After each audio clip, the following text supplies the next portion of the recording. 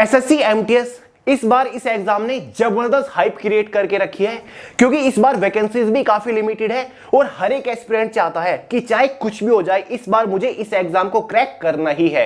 इसलिए दोस्तों आज के इस वीडियो में आपके लिए जबरदस्त प्रिपरेशन स्ट्रेटजी लेकर आया हूं, जिसको अगर आप फॉलो करते हुए प्रिपरेशन करते हो ना, समझ लो इस बार आप एग्जाम में झंडे गाड़ के आ गए। देखिए दोस्तों, इस वीडियो में आपके साथ एक डिटेल्ड प्रिपरेशन स्ट्रेटजी तो शेयर करूंगा ही कि कैसे कम से कम टाइम में इस एग्जाम को आप हाईएस्ट स्कोर के साथ क्रैक कर सकते हो। साथ ही आपके साथ एक जबरदस्त टाइम टेबल भी शेयर करूंगा कि भाई कितना टाइम आपको प्रिपरेशन को देना है, टाइम मैनेजमेंट किस तरीके से करना है, कौन से सब्जेक्ट को कितना टाइम दे, किस तरीके से उस टाइम में उस सब्जेक्ट को पढ़ना है। तो खतरनाक वीडियो रहेगी। बहुत ही डिटेल एनालिसिस करने के बाद ये जबरदस्त प्रिपरेशन स्ट्रेटजी मैंने आपके लिए बनाई है। पूरा 3 दिन का टाइम लग गया, इसलिए आखिर तक जरूर देखिएगा और इस स्ट्रेटजी को फॉलो करके देखिएगा, रिजल्ट चौंकाने वाले होंगे। तो चलिए बहुत ज्यादा टाइम वेस्ट नहीं करते, फटाफट वीडियो शुरू करते हैं। देखिए दोस्तों, एसएससी एमटीएस के एग्जाम पैटर्न के बारे में तो आप जानते होंगे। 2 सेशंस में आपका एग्जाम होता है। सेशन फर्स्ट में 2 सब्जेक्ट होते हैं, जिसमें से रीजनिंग मैथमेटिक्स 20-20 क्वेश्चन आते हैं, दोनों ही क्वालिफाइंग नेचर होती है। दूसरे सेशन में भी हमारे 2 सब्जेक्ट होते हैं, जनरल अवेयरनेस और इंग्लिश लैंग्वेज, दोनों से 25-25 क्वेश्चन आते हैं और इन दोनों सब्जेक्ट के मार्क्स के बेसिस पर ही आपकी फाइनल कट ऑफ बनती है। यहां पर आप देख रहे होंगे ये 4 सब्जेक्ट आपको प्रिपेयर करनी है। 2 सब्जेक्ट हमारे रेड है, यानी कि ये थोड़ी सी कॉम्प्लिकेशंस क्रिएट करते हैं एग्जाम में। 2 सब्जेक्ट हमारे ग्रीन है, यानी कि क्वालिफाइंग नेचर है, इनसे आपको ज्यादा घबराने की जरूरत नहीं है। अब फ्रेंड्स, आपको अपने एग्जाम तक इन चारों सब्जेक्ट को अच्छे से प्रिपेयर करना है, तो अपने एग्जाम तक प्रिपरेशन को कितना टाइम दे। देखिए दोस्तों, मेरी इस स्ट्रेटजी के अकॉर्डिंग आपको अपने एग्जाम तक कम से कम 9 घंटा डेली डेडिकेटेडली प्रिपरेशन को देना पड़ेगा और अगर पॉसिबल हो पाए 1 घंटा और ऐड कर लीजिएगा इसमें। अब ये मैंने 9+1 आवर पर डे करके ऐसे क्यों लिखा है, इस 1 आवर का कहां इस्तेमाल करना है, इसमें कैसे प्रिपरेशन करनी है, ये सारी चीजें मैं आपको आगे बताऊंगा। अब दोस्तों, ऐसा नहीं करना कि मैंने आपको बता दिया डेली 9-10 घंटा प्रिपरेशन को देना है, आप डेली 9-10 घंटा अंधाधुंध पढ़ना शुरू कर दो। बहुत ही तरीके से टाइम को मैनेज करते हुए आपको चलना है। मैं आपको बताऊंगा डेली इन 9-10 घंटे में आपको पढ़ना कैसे है। अब काफी सारे लोग बोल रहे होंगे कि भैया डेली इतना पढ़ना पड़ेगा, आईएएस का एग्जाम थोड़े ना, एमटीएस का ही तो एग्जाम है। तो भाई एमटीएस के एग्जाम को छोटा एग्जाम समझने की गलती मत कर दीजिएगा, आपको खुद को झोंकना पड़ेगा, तब जाके आप एमटीएस एग्जाम को अच्छे स्कोर के साथ क्रैक कर पाओगे। क्योंकि कंपटीशन की हालत आपको पता ही है और आपके पास टाइम भी बहुत ज्यादा नहीं है, क्योंकि 1 सितंबर से इसका एग्जाम भी स्टार्ट होने वाला है। तो चलिए अब बढ़ लेते हैं आगे। देखिए दोस्तों, आगे बढ़ने से पहले इसके एग्जाम का detail syllabus subject wise topic wise मैंने way to success official Telegram channel के अंदर प्रोवाइड करा दिया है, जिसका लिंक डिस्क्रिप्शन बॉक्स में। वहां से आप सिलेबस को पीडीएफ फॉर्मेट में डाउनलोड करके समझ सकते हैं कि कौन से सब्जेक्ट के अंदर से कौन से टॉपिक के ऊपर आपको मोस्टली फोकस करना है। तो एक बार वीडियो का डिस्क्रिप्शन बॉक्स चेकआउट जरूर कर लीजिएगा। इस स्ट्रेटजी के ऊपर आगे बढ़ने से पहले एक बार फोकस सेक्शन के बारे में बात कर लेते हैं कि इस बार एमटीएस एग्जाम को क्रैक करने के लिए कौन कौन से सेक्शंस के ऊपर आपको सबसे ज्यादा फोकस करना है, जिनको आपको सबसे गंभीरता के साथ पढ़ना है, जो टॉपिक बिल्कुल भी इग्नोर नहीं होने चाहिए। तो 7 हमारे फोकस सेक्शंस है, जिसमें से फर्स्ट फोकस सेक्शन हमारा करंट अफेयर है।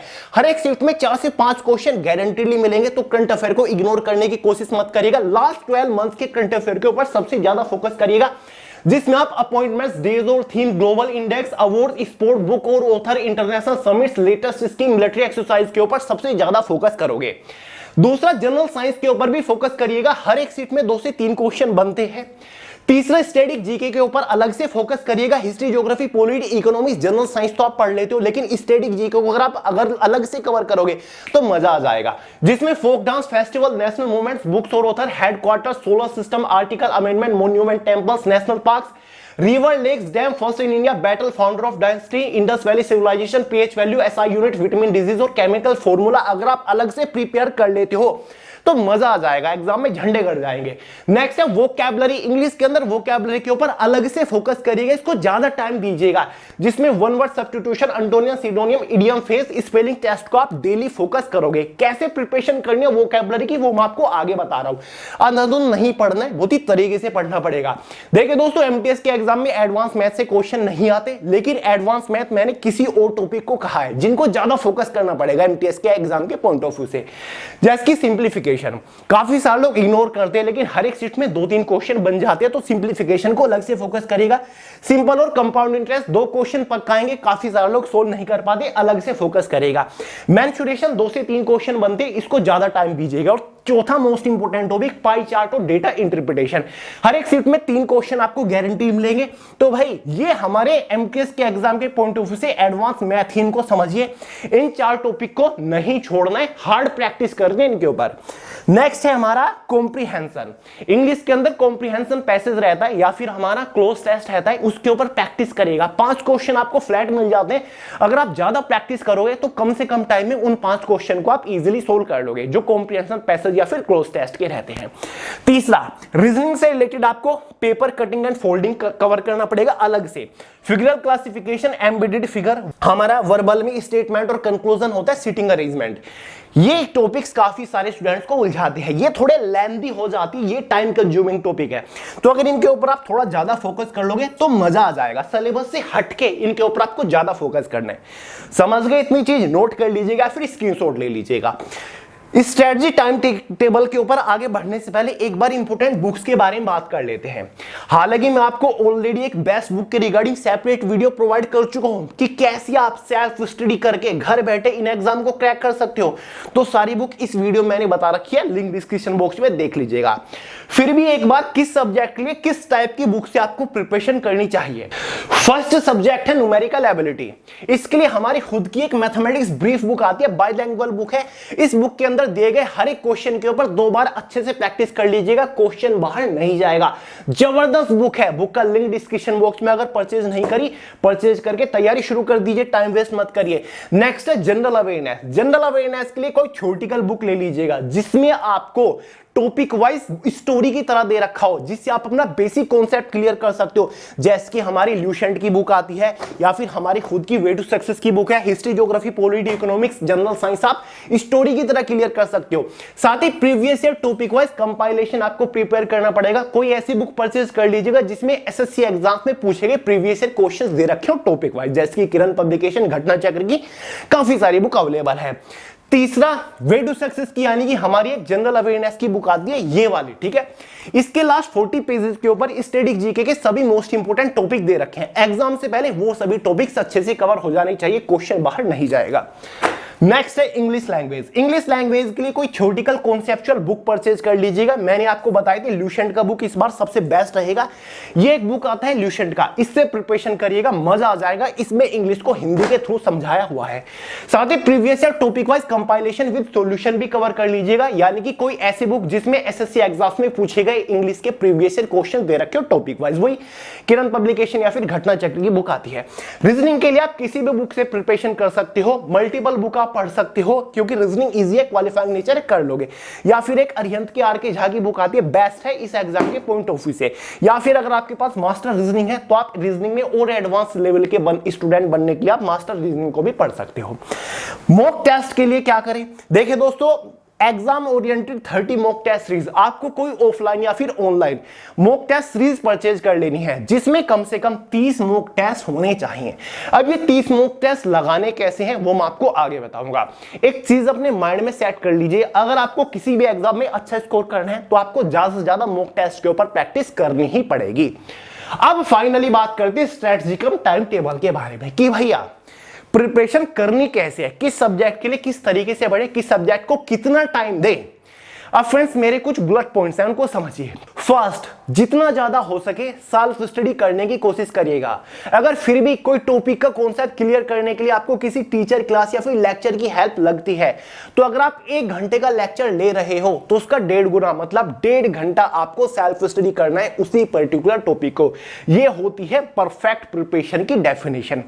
दूसरा, देखिए दोस्तों, अगर आपने पहले प्रिपरेशन कर रखी है, पहले आपने कोई कॉम्पिटिटिव एग्जाम दे रखा है, पहले आपने थोड़ा बहुत सिलेबस कवर कर रखा है, थोड़ा बहुत आप जानते हो, तो भाई आपको अंधाधुंध प्रिपरेशन नहीं करनी। शुरू से लेकर आखिर तक सिलेबस को खत्म करने की रेस में नहीं लगना। जो आता है बार बार उसी को पढ़ के टाइम वेस्ट नहीं करना। सबसे पहले आपको सब्जेक्ट वाइज पूरे सिलेबस को एनालाइज कर लेना है। सब्जेक्ट वाइज आपको टॉप स्कोरिंग टॉपिक्स निकाल लेना है। अगर टॉप स्कोरिंग टॉपिक्स निकालने में कोई प्रॉब्लम आ रही है तो ऑलरेडी आपको एक प्रॉपर वीडियो प्रोवाइड कर चुका हूं जिसमें मैंने आपको subject wise top scoring topics बताई हैं जिनसे रिलेटेड एग्जाम में हाईएस्ट मार्किंग के अंदर क्वेश्चन पूछे जाते हैं। फिर इन टॉपिक्स से वो सभी टॉपिक्स आपको अलग कर लेने हैं जिनमें आप वीक हो, जो टॉपिक आपको समझ नहीं आते, जिनको आप हमेशा इग्नोर करके चले जाते हो, जिनसे रिलेटेड आप क्वेश्चन सोल्व नहीं कर पाते, उन सभी टॉपिक को अलग निकाल लो। उन्हीं वीक टॉपिक से आपको प्रिपरेशन करना शुरू करना है। ये नहीं कि पता चल गया 1 सितंबर से एग्जाम स्टार्ट है और अंधाधुंध फिर से पूरे सिलेबस को कवर करने की रेस में लग गए। ये गलती नहीं करनी। पहले वीक टॉपिक से आपको शुरुआत करनी है, सब्जेक्ट वाइज आपको प्रिपरेशन करते हुए चलना है। टाइम टेबल को हम डिस्कस करेंगे। देखिए दोस्तों, दो टाइप के स्टूडेंट्स होते हैं। पहले जो कि बिल्कुल बिगिनर हैं, जो कि पहली बार ही किसी कॉम्पिटिटिव एग्जाम के लिए तैयारी शुरू कर रहे हैं, जिनको लगता है कि ये मेरी शुरुआत है, मुझे सिलेबस को शुरू से लेकर कवर करने की जरूरत है, मैं खुद से सिलेबस को कवर नहीं कर पाऊंगा, मुझे किसी टीचर या फिर क्लासेस या फिर लेक्चर की हेल्प लगेगी। दूसरे टाइप के स्टूडेंट्स वो होते हैं जिन्होंने पहले कॉम्पिटिटिव एग्जाम दे रखे हैं, जिन्होंने पहले तैयारी कर रखी है, जिनको थोड़ा बहुत आता है, वो खुद को एडवांस लेवल पर ले जाना चाहते हैं। वो ऐसा बनना चाहते हैं कि हम एग्जाम में हर एक क्वेश्चन को सही करके आए। वो सेल्फ स्टडी कर सकते हैं, उनको ज्यादा क्लासेस लेक्चर लेने की जरूरत नहीं है। तो दो टाइप के स्टूडेंट्स हो गए। पहले बात करते हैं दूसरे टाइप स्टूडेंट के बारे में, जिनको थोड़ा बहुत आता है, जो कि सेल्फ स्टडी के ऊपर ज्यादा फोकस करते हैं, उनको कैसे प्रिपरेशन करनी है। बाद में बात करेंगे फ्रेशर स्टूडेंट्स के लिए, जो बिल्कुल बिगिनर है, जिनको क्लासेस लेने की जरूरत है। ठीक है, तो भाई दूसरी टाइप की कैटेगरी के स्टूडेंट्स हैं जो कि सेल्फ स्टडी के ऊपर फोकस करते हैं। अब मैंने आपको शुरुआत में बताया, आपको प्रिपरेशन में 9+1 आवर देने हैं। सबसे पहले 9 घंटे के ऊपर फोकस करना है, उसके बाद 1 घंटे के ऊपर फोकस करेंगे कि जो 9 घंटा आपको डेली प्रिपरेशन करनी है वो कैसे करनी है।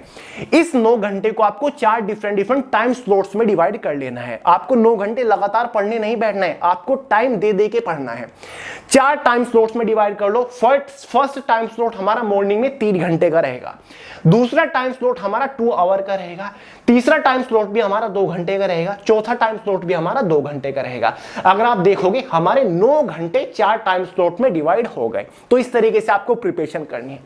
पहला जो टाइम स्लॉट है आप मॉर्निंग के टाइम पर रख सकते हो, जो कि 8 से 11 का रहेगा, जो कि 3 घंटे का टाइम स्लॉट है, यानी कि काफी लंबा आप पढ़ोगे। तो जाहिर सी बात है, इसमें आपको जनरल अवेयरनेस प्रिपेयर करना पड़ेगा, क्योंकि जनरल अवेयरनेस और इंग्लिश सब्जेक्ट के मार्क्स के बेसिस पर ही आपकी फाइनल कट ऑफ बनेगी। तो इन दोनों सब्जेक्ट को आपको ज्यादा टाइम देना है और आपको इन 3 घंटे में सेल्फ स्टडी करना है। आपको प्रिपरेशन किस तरीके से करनी है इन 3 घंटे में जनरल अवेयरनेस की। सबसे पहले तो आपको डिसाइड करना है कि वीक टॉपिक कौन सा है। मान के चलिए आपने डिसाइड किया कि आज मैं हिस्ट्री ऑफ एंशिएंट इंडिया पढ़ूंगा, इससे रिलेटेड मुझे अपना पूरा कॉन्सेप्ट स्ट्रॉन्ग करना है। तो हिस्ट्री ऑफ एंशिएंट इंडिया मतलब प्राचीन भारत के इतिहास को आप थ्योरेटिकल पढ़ोगे, किसी भी बुक से स्टोरी की तरह पढ़ोगे, अपने डाउट क्लियर करोगे, नोट्स बनाते हुए चलोगे। जैसे ही आपने पूरा कॉन्सेप्ट क्लियर कर लिया, थ्योरेटिकल आपने पढ़ लिया, उसके बाद आपको कोई ऑब्जेक्टिव बुक लेनी है और हिस्ट्री ऑफ एंशिएंट इंडिया के ज्यादा से ज्यादा ऑब्जेक्टिव क्वेश्चंस के ऊपर आपको प्रैक्टिस करनी है। अब इस प्रोसेस में चाहे 1 दिन लग जाए, 2 दिन लगे या फिर 5-6 दिन क्यों ना लग जाए, जब पूरा history of ancient India clear हो जाए, अच्छे से स्ट्रॉन्ग हो जाए, उसके बाद आपको इस सब्जेक्ट की जगह दूसरा सब्जेक्ट स्विच करना है। समझ गए इतना? तो इसको बोलते हैं परफेक्ट प्रिपरेशन।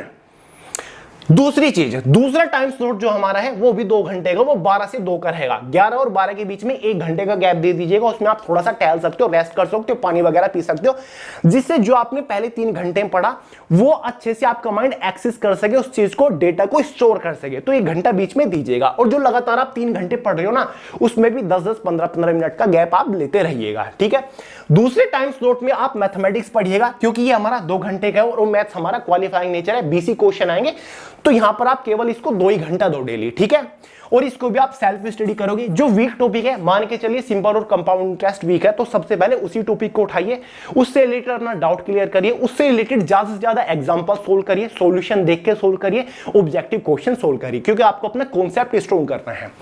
तीसरा टाइम स्लॉट की बारी आती है, वो भी 2 घंटे का। 2 से 4 के बीच में हमारे 2 घंटे आते हैं। यहां पर आप एक पावर नैप ले सकते हो, मतलब दोपहर का टाइम है, आप थोड़ी हल्की नींद ले सकते हो, जिससे माइंड फ्रेश हो जाए। उसके बाद फिर हमारा 4 से 6 का 2 घंटे का टाइम स्लॉट है। फिर से आपको जनरल अवेयरनेस उठाना है। जो आपने पहले पढ़ा, जीएस पढ़ा, तो जीएस, क्योंकि भाई जीएस मोस्ट इंपोर्टेंट है, कॉम्प्लिकेटेड है, इसलिए आपको ज्यादा टाइम देना पड़ेगा। तो टोटल आप जीएस को 3 और 2 5 घंटे दे पाओगे 1 दिन में। यहां पर आपको फिर से इसको सेल्फ स्टडी करना है। ठीक है, ठीक है, जितना टाइम दे सको जीएस को उतना बेहतर है। आपको स्ट्रॉन्ग करना है अपना कॉन्सेप्ट। पहले आपने थ्योरेटिकल पढ़ लिया किसी बुक से स्टोरी की तरह, उसके बाद आप उसी टॉपिक से रिलेटेड ज्यादा से ज्यादा ऑब्जेक्टिव क्वेश्चन सोल्व कर रहे हो। बारी आती है फाइनल टाइम स्लॉट की, जो कि चौथा टाइम स्लॉट है। ये भी हमारा 2 घंटे का। इसमें आपको क्या करना है, 8 से 10 का रहेगा, नाइट में डिनर के बाद इसको आप रखिएगा। यहां पर आपको डेली एक previous year question paper solve करना है एसएससी एमटीएस का, चाहे वो आपका 2020 का हो, 21 का या फिर 2022 का ही नया एग्जाम पैटर्न वाला क्यों ना हो, उससे फर्क नहीं पड़ता।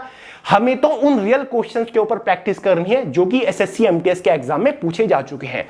डेली चौथे टाइम स्लॉट में एक प्रीवियस ईयर क्वेश्चन पेपर आपको सोल्व करना ही करना है।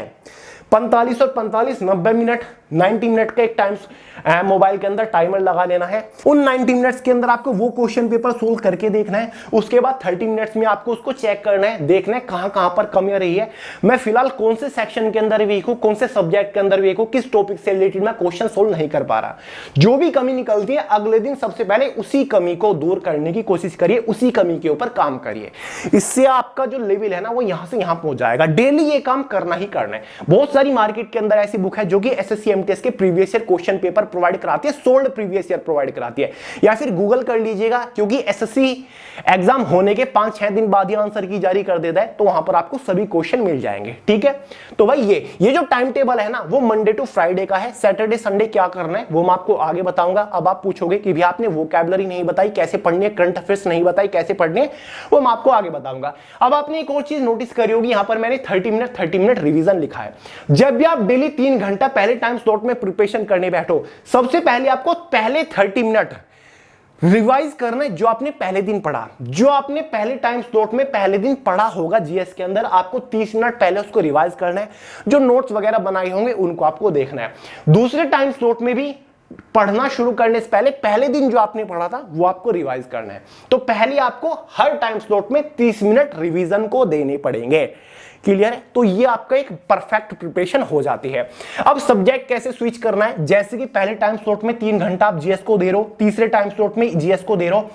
सब्जेक्ट को स्विच कब करना है, जीएस की जगह इंग्लिश कब लेकर आना है। जैसे ही आप एक चैप्टर या फिर एक टॉपिक कवर कर लो, मतलब जैसे ही आप history of ancient India cover कर लो, चाहे उसमें 2 दिन लगे या फिर 3 दिन क्यों ना लग जाए, 4 दिन लग जाए, पूरा चैप्टर खत्म होने के बाद ये आपको सब्जेक्ट स्विच करना है। जीएस की जगह यहां पर भी रीजनिंग ले आइए पहले टाइम स्लॉट में, और तीसरे टाइम स्लॉट में भी रीजनिंग नहीं इंग्लिश ले आइए, क्योंकि इंग्लिश को भी ज्यादा टाइम देना है। यहां पर भी इंग्लिश आ जाएगा और यहां पर भी इंग्लिश आपका आ जाएगा। ठीक है, तो फिर डेली आपको 5 घंटा इंग्लिश को देना है। इंग्लिश का भी एक पर्टिकुलर टॉपिक पकड़ लीजिए। मान के चलिए आपने कंजक्शन पकड़ लिया, तो उस टॉपिक को अच्छे से प्रिपेयर करिए, कौन से एक्चुअल थ्योरेटिकल बुक से पढ़िए, उसके बाद ऑब्जेक्टिव क्वेश्चंस के ऊपर प्रैक्टिस करिए।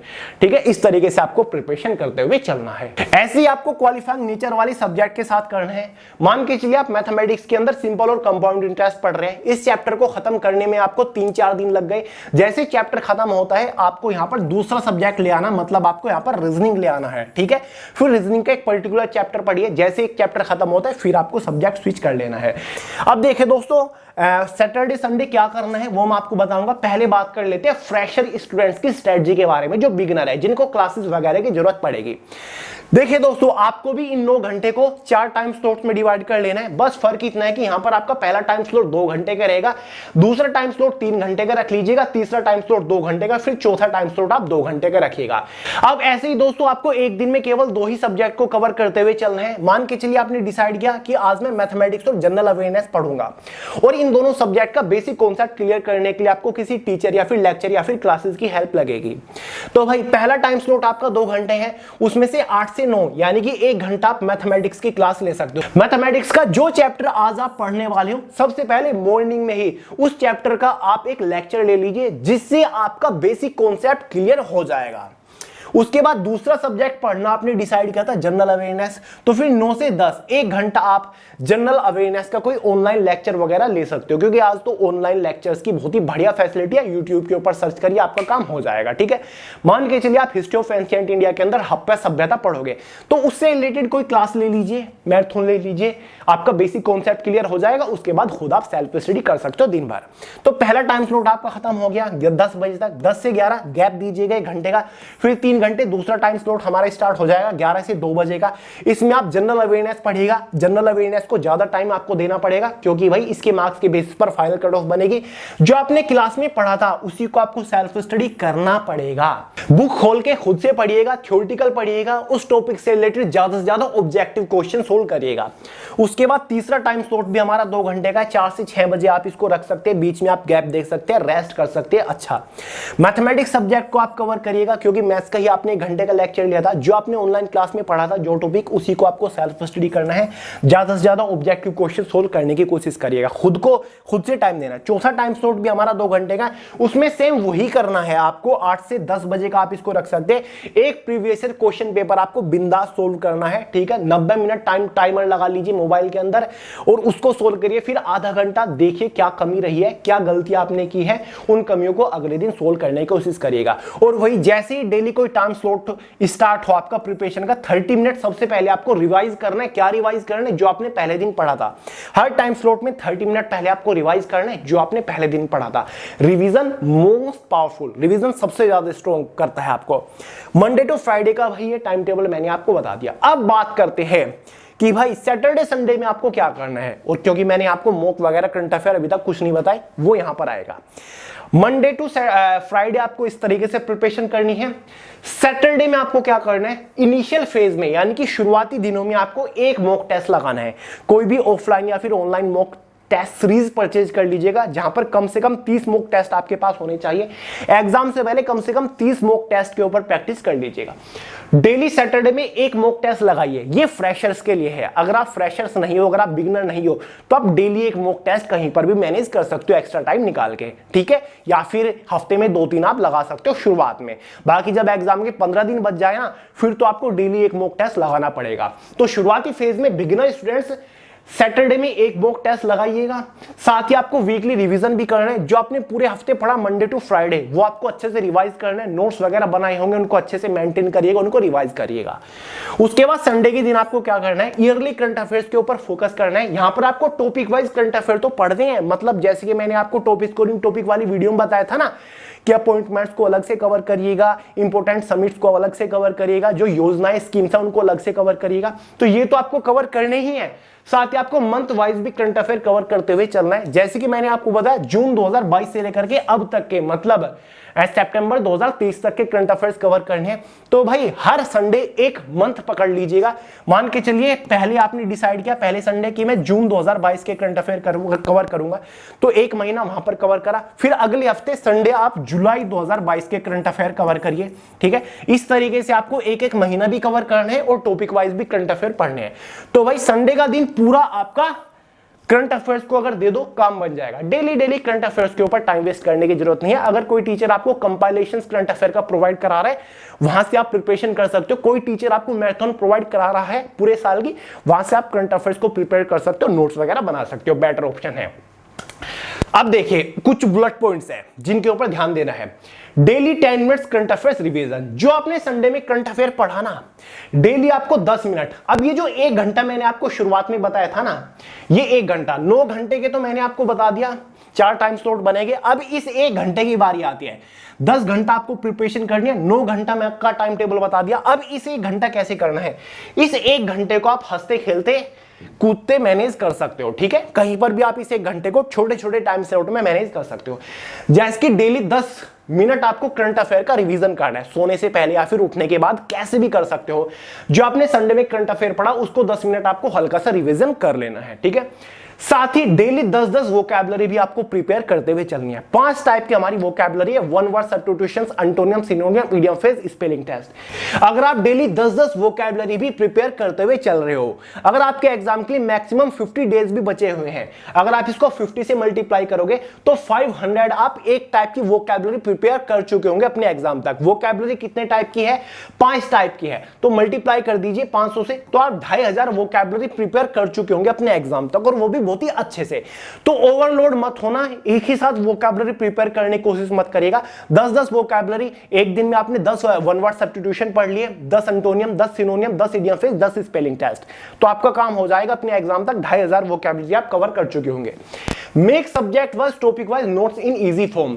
डेली जब भी आप प्रिपरेशन कर रहे होंगे ना, तो सब्जेक्ट वाइज टॉपिक वाइज आपको नोट्स बनाने हैं, सिंपल लैंग्वेज में, इजी फॉर्मेट में आपको नोट्स बनाने हैं, ताकि आप अपने एग्जाम से पहले पूरे सिलेबस को एक झटके में कवर कर सको, रिवाइज कर सको। Deep revision 10 days before exam. जब एग्जाम के लिए 10 दिन बच जाए, जब एग्जाम डेट आ जाए, एडमिट कार्ड आ जाए, तो आपको पूरी प्रिपरेशन छोड़ देनी है और आपको एक जबरदस्त डीप गहराई के साथ रिवीजन करना है, सब्जेक्ट वाइज टॉपिक वाइज। इस चीज का ध्यान रखिएगा, मोस्ट इंपोर्टेंट पॉइंट है। और लास्ट मोस्ट इंपोर्टेंट पॉइंट है फॉलो रूटीन। आपको रूटीन जरूर फॉलो करना है, डिसिप्लिन के साथ आपको प्रिपरेशन करते हुए चलनी है। तो भाई ये हमारा पूरा जबरदस्त स्ट्रेटजी का टाइम टेबल है। आई होप आप इसको अच्छे से समझ गए होंगे। देखिए दोस्तों, जरूरी नहीं है कि आपको इसी टाइम टेबल के अकॉर्डिंग प्रिपरेशन करनी है, इसी स्ट्रेटजी के अकॉर्डिंग प्रिपरेशन करनी है। अगर आप कंफर्टेबल हो, आपको लगता है कि हाँ कुछ जबरदस्त मैंने आपको प्रोवाइड किया, तो आप इसके थ्रू प्रिपरेशन करिए, रिजल्ट आपको नेक्स्ट लेवल का देखने को मिलेगा। आप अपने अकॉर्डिंग भी प्रिपरेशन कर सकते हो, ठीक है। ये नहीं कि अगर आप ऐसे ही प्रिपरेशन करोगे तभी आप एग्जाम में टॉप करोगे, आप अपने अकॉर्डिंग भी प्रिपरेशन कर सकते हो। बस जरूरी है कि आप प्रॉपर प्लानिंग के साथ, प्रॉपर मैनेजमेंट के साथ, प्रॉपर डिसिप्लिन के साथ प्रिपरेशन करो। ये सबसे इंपॉर्टेंट होता है। अंधाधुंध प्रिपरेशन करोगे तो हाथ पल्ले कुछ भी नहीं पड़ेगा, आप एग्जाम में फिर से डिस्क्वालीफाई हो जाओगे। तो चलिए दोस्तों, इस वीडियो में इतना ही था। आई होप आप समझ गए होंगे, इस स्ट्रेटजी को आप फॉलो भी करोगे। जो लोग इसको फॉलो करने वाले कमेंट करके जरूर बताइएगा। बाकी बहुत सारी एग्जाम ओरिएंटेड मैराथन आपके लिए प्लान कर ही रखिए, लास्ट ईयर की तरह जल्दी आपके लिए आएगी, अनाउंसमेंट मैं कर दूंगा। तो चलिए दोस्तों, बाकी काफी सारी वीडियोस एमटीएस एग्जाम के लिए प्रोवाइड कर रखी है। बेस्ट बुक के रिगार्डिंग वीडियो प्रोवाइड कर दी है, टॉप स्कोरिंग टॉपिक के रिगार्डिंग वीडियो प्रोवाइड कर दी है, फाइनल स्ट्रेटजी है, फॉर्म स्टार्ट हो रखे हैं, डिटेल वीडियो भी आपको दे रखी है, सभी डाउट क्लियर कर रखे हैं, फॉर्म अप्लाई कर दीजिए और बिंदास तैयारी में लग जाइए। आज का ये वीडियो पसंद आया हो तो लाइक जरूर कर दीजिएगा, दोस्तों के साथ ज्यादा से ज्यादा शेयर करिएगा, चैनल को सब्सक्राइब करना मत भूलिएगा। मिलते अगली वीडियो में बहुत ही जल्द, तब तक के लिए जय हिंद।